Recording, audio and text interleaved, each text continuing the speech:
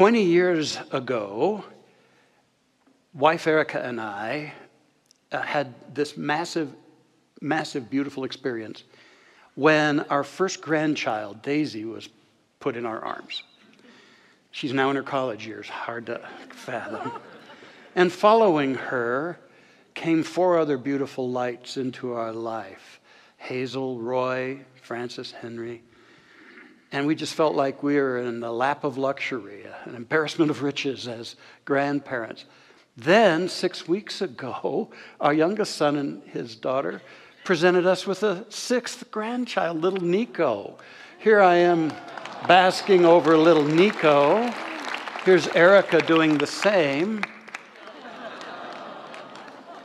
That's a couple of weeks ago. He was getting bigger and bigger. What a joy. 20 years ago, when Daisy was born, I was moved to write a message about that. And with Nico here now, it just feels right to share it again, refresh it a little for him, for our grandchildren, and for all of us, because it has some deep themes, important ones. But first, what a joy to be a grandparent. Those of you who are our grandparents, you know, it's wonderful to be among the most beloved people in these young parents' lives, mostly because we spoiled them thoroughly and then give them back. And as Ogden Nash once wrote, that when grandparents enter the door, discipline flies out the window. And that's very true. But on the more genuine and serious side about grandparenting, back then I realized grandparents are the wisdom bearers of the tribe.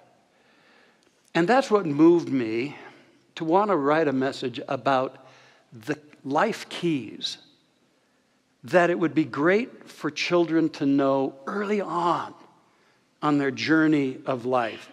The life keys that, if known and not forgotten, if remembered, would open up greater and greater avenues of fulfillment, creativity, love, joy, and purpose in their lives.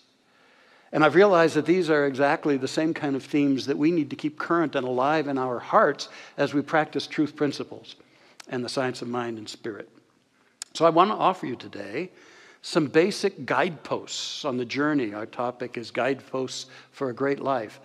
Guideposts that may seem at first blush to be very basic, but I tell you what, if you're going to have a great life, you better be brilliant in the basics, brilliant and masterful in the basics. 7 guideposts for our journey.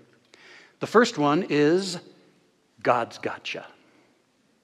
God's gotcha. When little Nico is old enough to understand and knows how much we love him, that's what I want to whisper over and over again to him.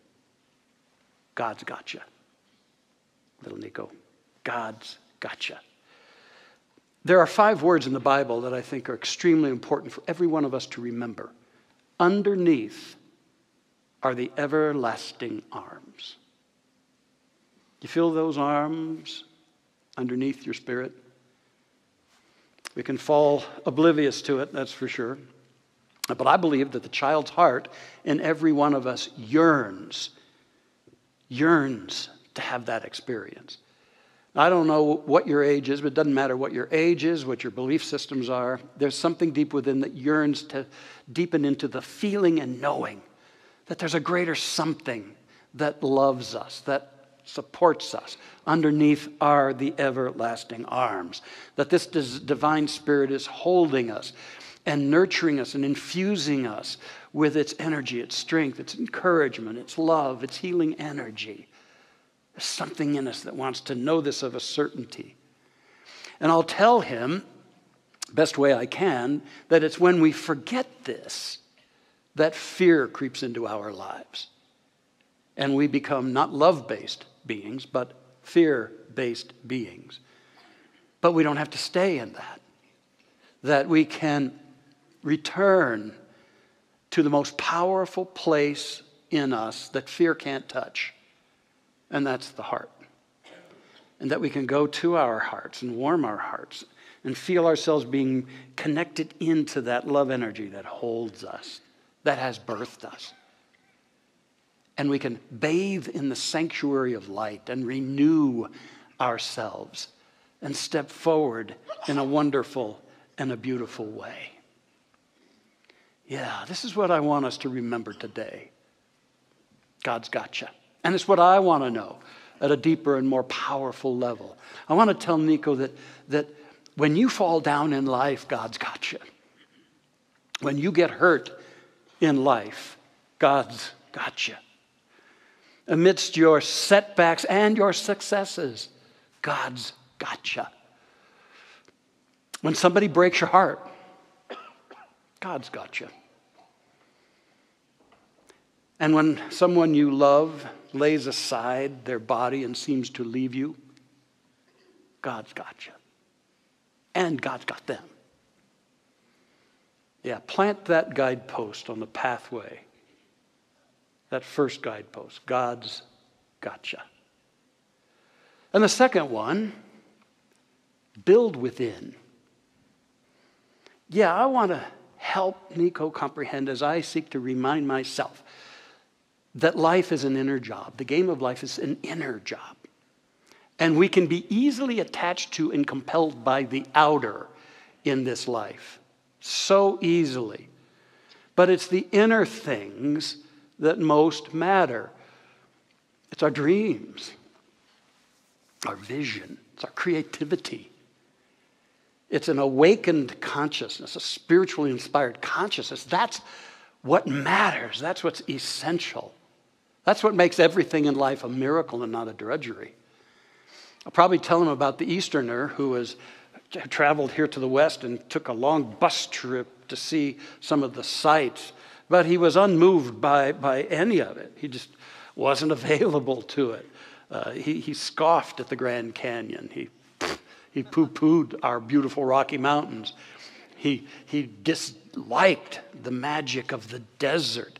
And he didn't think much about Yellowstone Park. Finally, the bus driver had enough of that. And he just said to him, man, when you haven't got it inside, you can't see it outside. Yeah, and that's so true, isn't it?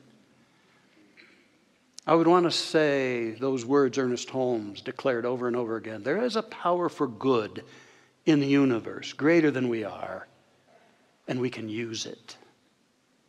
And it can work with us. We can use it. And I'll tell him, we regularly need to do some inner house cleaning. Every one of us. Because the dirt creeps in, the grime, the drudge and the sludge of life creeps in.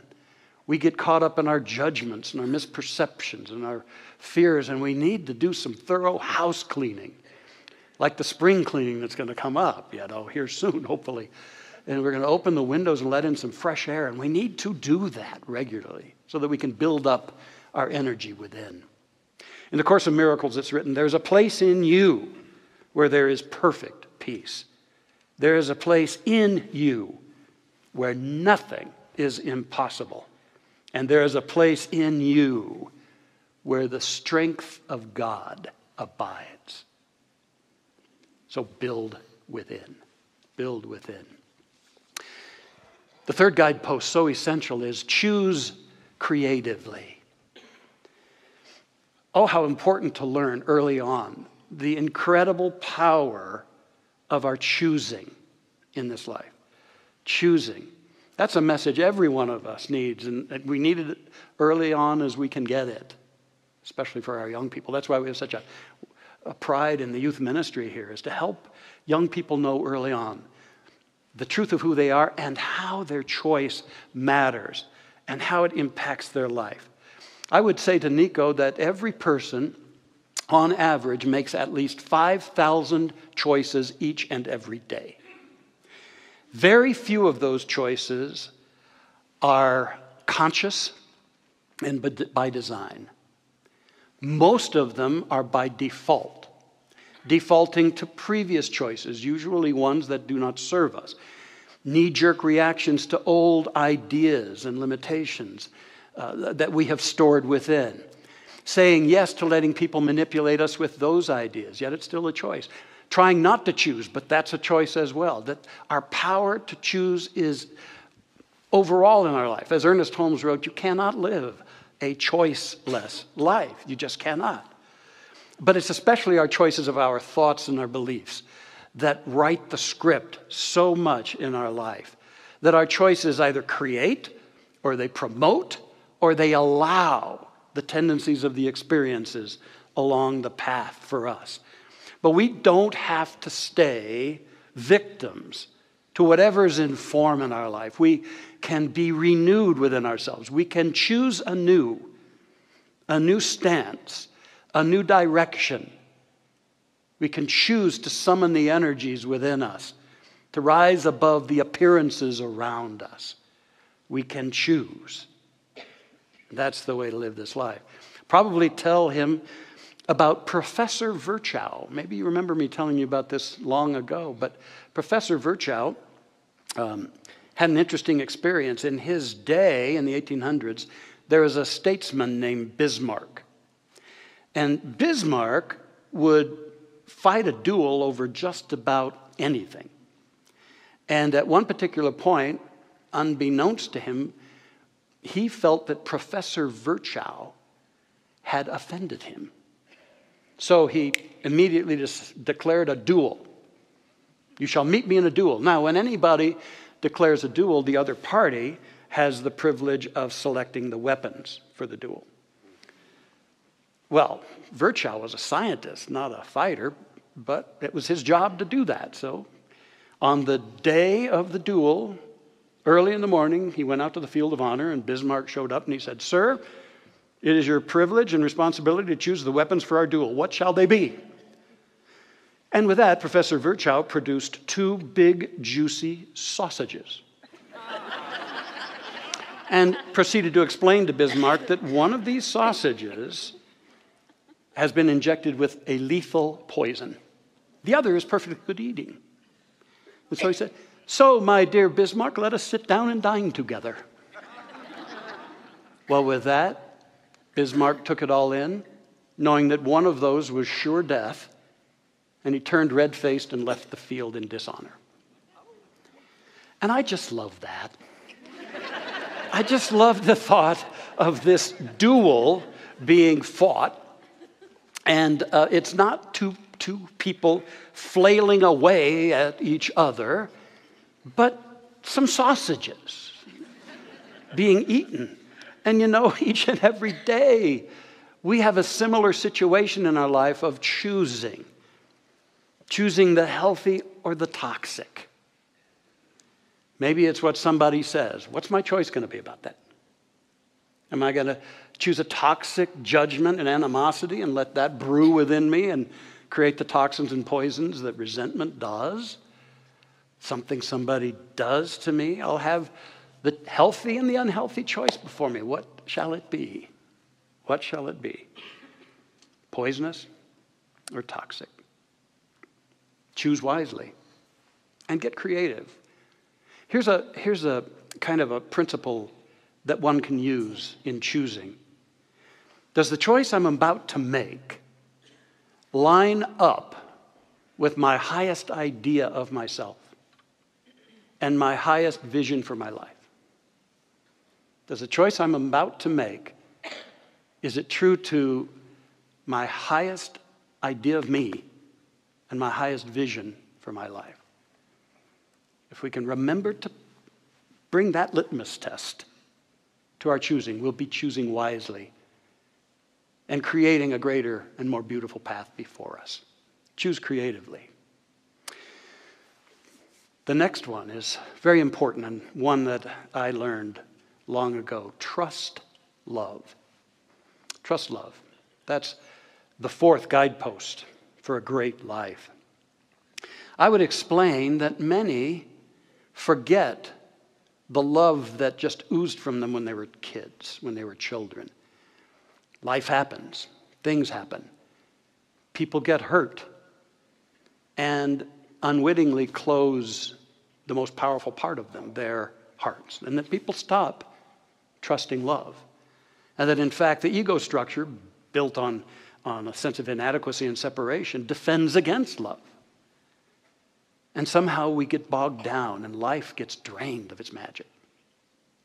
We've got to learn to trust love again. The awakened masters have come along and said to us, God is love. Not God is loving, but God is love. And love is the great elixir. It's the healing energy. And perfect love casts out fear. The masters have told that. But then I'll just say to Nico, let me tell you, I've been a student of this. I realized in my early 30s that I had a closed and protected heart, given some of the things going on in my earlier life. And I began to be aware that it was blocking me. But that awareness came through another wounding. And what at the time felt like a terrible betrayal, searing me with pain to the core of my being. And I'll just help him understand that that was actually a heartbreak that was helping me open my heart. It was a heart-opening opportunity. And thank God, I give thanks every day, that there were people around me who could remind me, and that my own journey, it was time for me to see that guidepost and do whatever it took to begin to trust love.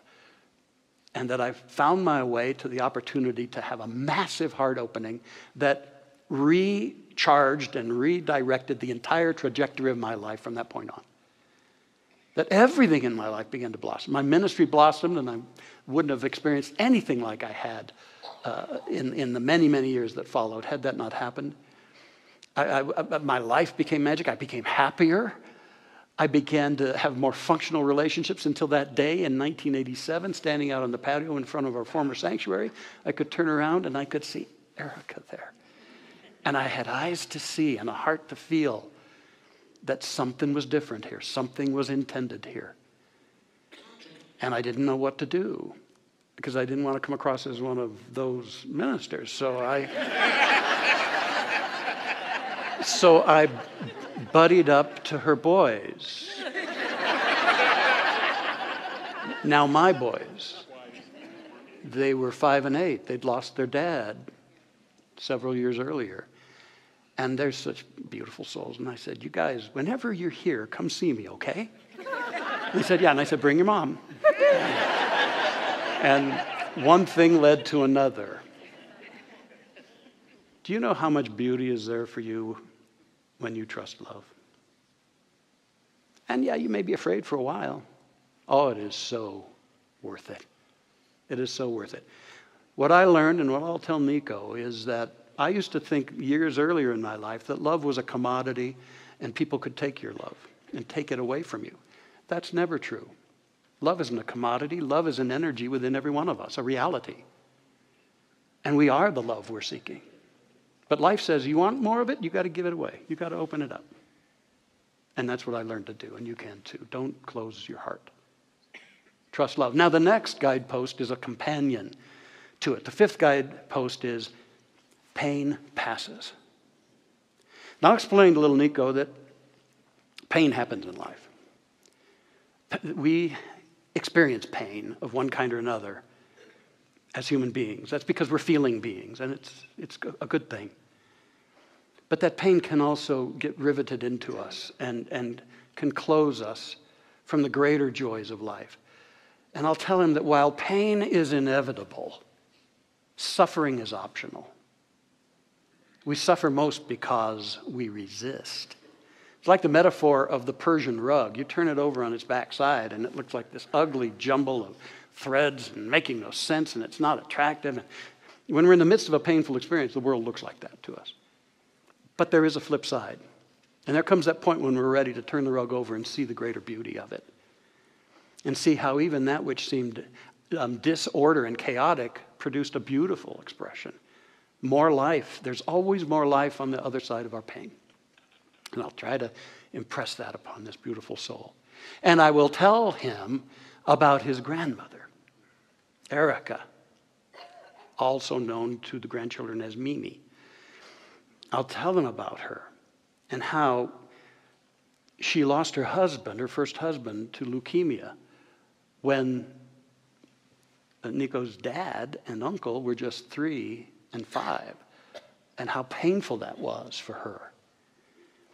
And how she entered into her grieving, also committed to being a strong mom for those boys, and that she would then, after she adjusted to this and let the grieving flow, she could again open her heart and have the realization after a couple of years that she needed to orchestrate a new chapter of her life. The setting needed to change. She needed to open in that new chapter to new friendships, and she was already in a big circle of friends where she had been living. And she blessed them, but she said, I must embark on the new. And she did. And she moved here to Denver. And nobody's happier than me that she was willing to do that I could meet her, marry her, adopt the boys, help raise them, and now be a grandparent. And I'll just say, talk to her about it, because there's another side to pain. Feel your feelings. Don't stuff that. There's nothing wrong with the pain, the feelings. Just don't close yourself. Keep your heart open, or find that moment where you turn over the carpet and you see the beauty and you re-embrace life. And then you can do a whole lot of forgiving. You can forgive others, forgive yourself, forgive God, whatever you need to forgive, that you might move back into the fullness of your beautiful journey. Pain passes. And the sixth guidepost on the path would be, keep playing. Oh, how sad it is whenever we lose the wisdom of a playful heart in our life, the energy of a playful heart. I mean, we're here to play the game of life. And there's times we make life seem so blasted serious. But indeed, it is a game, and we're meant to have joy in this life. And we're meant to go for it in this life, however we want. And our playful spirit contains so many qualities. I hope that Nico will remember that the energies he has as a child, the creativity, the sensitivity, the truth-telling, the imagination, the openness, all of these are powerful qualities not to lose as you get older in this life. And I think a whole lot of us need to reclaim them so that we can keep playing the game. I'll tell him about a story, a true story I've shared many times before, about a guy named Roy Regals, playing in a college Rose Bowl football game. The other team fumbles. He picked it up and ran the wrong direction and scored a touchdown for the other team. And how he went into the locker room at halftime dejected and weeping and sitting off in a corner, telling his coach, "Coach, I can't go out. I can't face the crowd." And that coach grabbed him by the shoulder pads and he said, "Roy, get up and go back. The game isn't over yet." And he got it. And he went out and played like he'd never played before and helped his team on to a victory. I hope that Nico and all of us will remember that the most beautiful and important things in our life are our dreams and our vision and our heart. And there'll be times when we've got a dream we care about. We'll take some steps. And not always does everything work out. And sometimes things crumble. Sometimes we fumble or score a reverse touchdown on some endeavor. We got to remember, get up and go back. The game isn't over yet. And if we'll do that with our whole heart and keep playing, we've got to end up being winners. We will. Keep playing. And then finally, maybe very powerful guidepost. Plant that on your journey. Go long. Go long. This one is about the intention to play full out, not halfway. Life, the glory of life is not in how safe we keep ourselves, but how we go for it. How we play this game of life. And I'll try to say to Nico, the quality life is determined by how much quality you give to life. To have a quality life, you've got to give quality to this life.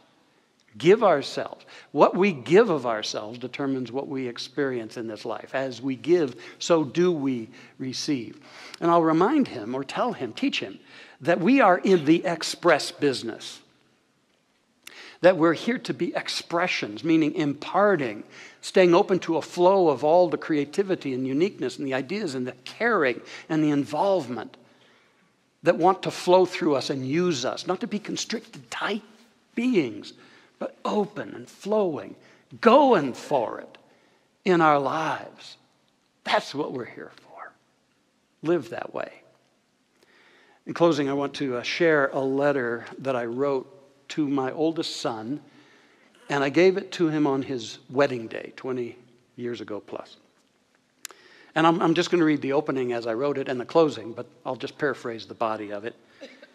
Dear Justin, remember when you were about 9 years old and we played football in the basement or outdoors when the weather was nice. It was so much fun. It was the best. We made up lots of routes, and we gave them each a name, and we'd run each one until we had it down perfectly. But no matter how fancy we made the plays, our favorite one was the long and deep route. Now, it wasn't fancy or intricate. You just took off straight down the sideline as fast as you could run, and I'd launch that football out in front of you. And to catch this one, you had to pour everything you had into it and stretch as far as you could. After a while, you got so good at it. We'd run lots of plays, but they were all just setting the stage for the super long ball. And we'd huddle, and I'd say, "Go long, Jus." You'd smile, and your eyes would twinkle, and you seemed to love to pour everything you had into the challenge. Well, so then I wrote about how proud I was of him on his wedding day, and that I had imagined that some of these new roles of husband, father that he would be assuming could seem intimidating. And so I wrote some lines reminding him of the incredible qualities that I'd seen blossom in him. Then I wrote about marriage, telling him it's better than I ever thought it could be. So many joys and adventures and such deepening. I told him, if we hang in there with it, love deepens if we give it that work, if we hang in and learn and grow. Then I wrote about fatherhood and thanked him for the privilege of going on that journey with him and his brother. And I said, it takes a lot of energy too, I wrote, and the results and the rewards are phenomenal. And I said, but one thing I learned a little too late is that you don't have to have all the answers. What you get to do is listen better, listen a lot, and just respect the genius in every child and seek to help them be all they can be. And so having said all of that, I concluded, please don't forget, Justin, that in the game of life, you are a winner. You've overcome and become so much already. Just rely on the very best in you. The way you used to run routes, especially the super long one, and everything will be great. So as you find yourself poised before all these incredible experiences, I'm huddling with you in my heart. And all I got to say is, go long, Jus. Go long. So I say to you, go long. That's what we're here for. Stretch into your greatness. So 7 guideposts for the journey of our lives. May they bless you, enrich you, and remind you how magnificent you are. Here they are in quick review. God's got you. God's got you. Build within. Choose creatively. Trust love. The pain passes. Keep playing and go long. And may you always remember how beautiful, magnificent, and precious you are. Let's have a prayer together. Oh, infinite love, thank you that underneath us and within us are the everlasting arms of your creative spirit. Thank you for helping us come to know that we are beloved, that we are endowed with all the various qualities of your magnificence, pure life, infinite intelligence, divine creativity, unopposed power, harmony, beauty, joy, creative possibilities, wholeness, and peace. We give thanks for the miracle that has been given us, called this incarnation of life. And we remember these basic ideas that we might shine, that we might love, that we might dream, that we might get up when we fall down, that we might keep playing and go long. And I give thanks that the power to be, do, and experience all of this is already within every one of us. So in this moment, I invite you just to affirm, thank you, Spirit. for the gifts given me. Thank you for the renewal of my consciousness, that I might embrace life anew and live it fully in this precious moment with all the love and the kindness and the purpose that I hold in my soul. And I do give thanks that with every breath, your love is in me and with me, and all is well.